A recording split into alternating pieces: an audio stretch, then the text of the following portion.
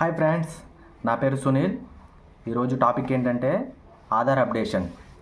అసలు ఈ ఆధార్ అనేది ఎవరు అప్డేట్ చేయించుకోవాలి? ఒకవేళ ఆధార్ అప్డేట్ చేయించుకోకపోతే ఆధార్ అనేది సస్పెండ్ అవుతుందా?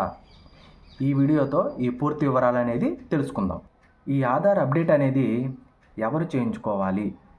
యాక్చువల్గా పుట్టిన తర్వాత మనం బాల ఆధార్ అనేది మన చిన్నపిల్లలకి చేయించుతాం. కాకపోతే ఏ వయసు వచ్చిన తర్వాత ఆ ఆధార్ని అప్డేట్ చేయించాలో చాలామందికి తెలియదు. మనం ఎప్పుడు చేయించాలంటే బాల ఆధార్ నమోదైన తర్వాత ఆ బాల ఆధార్ని అప్డేట్ చేయాల్సింది 6th ఇయర్, అంటే 6th ఇయర్ ఎంటర్ అవ్వాలి.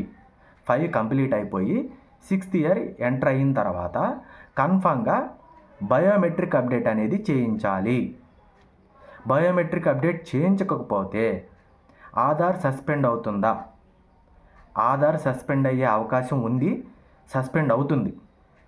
ఎప్పుడు సస్పెండ్ అవుతుంది అంటే, ఇప్పుడు ఆధారు 5 ఇయర్స్ తర్వాత వెంటనే 6th ఇయర్ ఎంటర్ అవ్వగానే అప్డేట్ చేయించుకోవాలి.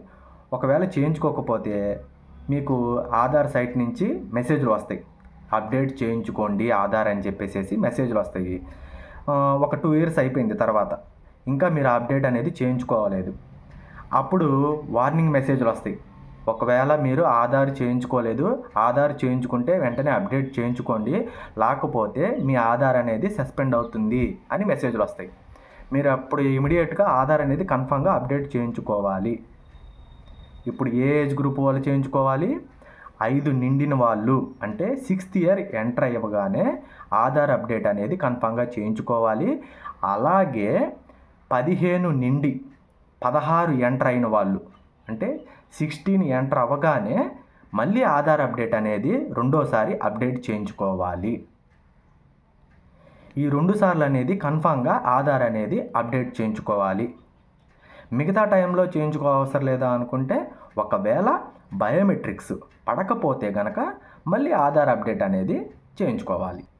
ఈ బయోమెట్రిక్ అప్డేషన్కి ఏ డాక్యుమెంట్స్ కావాలి అంటే కనుక, అసలు ఈ బయోమెట్రిక్ అప్డేషన్కి ఏ డాక్యుమెంట్స్ అవసరం లేదు. మీకు ఆధార్ ఉంది కదా, ఆ ఆధారు అలాగే పర్సన్ వెళ్తే సరిపోతుంది. ఈ ఆధార్ అప్డేట్ అనేది ఎక్కడ చేయించుకోవాలి? ఇప్పుడు మనకి పోస్ట్ ఆఫీస్కి వెళ్ళి చేయించుకోవచ్చు. అలాగే కొన్ని బ్యాంక్స్లో ఆధార్ సెంటర్లు పెడతారు, అక్కడికి వెళ్ళి అప్డేట్ చేయించుకోవచ్చు.